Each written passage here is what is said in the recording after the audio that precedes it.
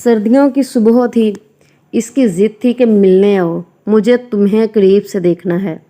Phone पे आम सी बातचीत करने वाली इस लड़की को कभी मैंने इतना सीरियस नहीं लिया था, मगर इस दिन मैं फ्री था तो सोचा उसकी ज़िद ही पूरी कर देते हैं और देख लेते हैं कि कौन है वो जो बस आवाज़ सुनकर ही मोहब्बत की दावेदार हो गई है।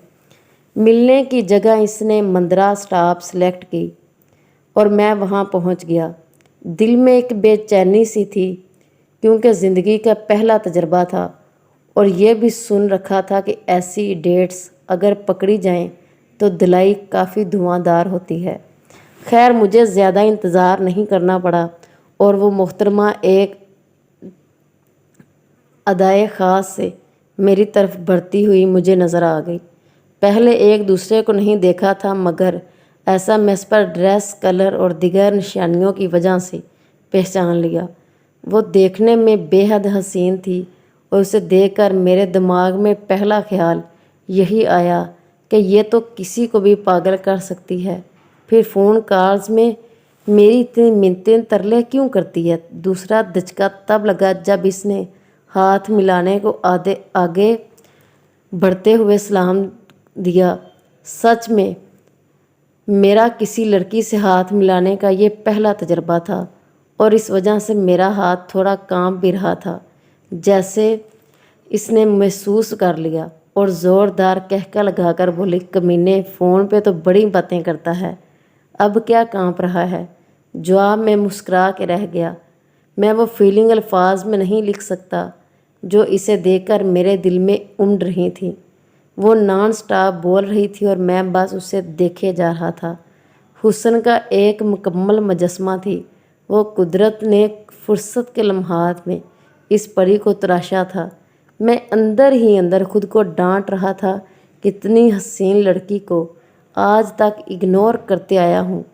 जब इसे एहसास हुआ कि मैं तो कहीं और ही सोचों में डूबा हुआ उसे बोलते देख रहा हूँ, उसने एक दफ़ा फिर मेरा हाथ पकड़ा और बोली, चलो चल के कुछ खा पी लें, शायद फिर तुम्हें कभी हाथ ना आऊँ।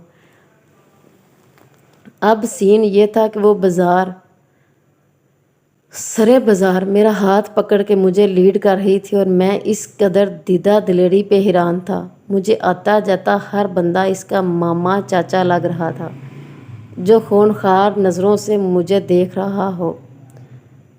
आखिरकार मैंने हाथ खींचकर इसे बोल दिया कि हाथ प्लीज़ छोड़ दो, लोग क्या सोचेंगे। वो एकदम मुड़ी और मेरी शर्ट के कॉलर को पकड़ के झटके से बोली, वाह ओ वाह शेर मर्द हो, डर के।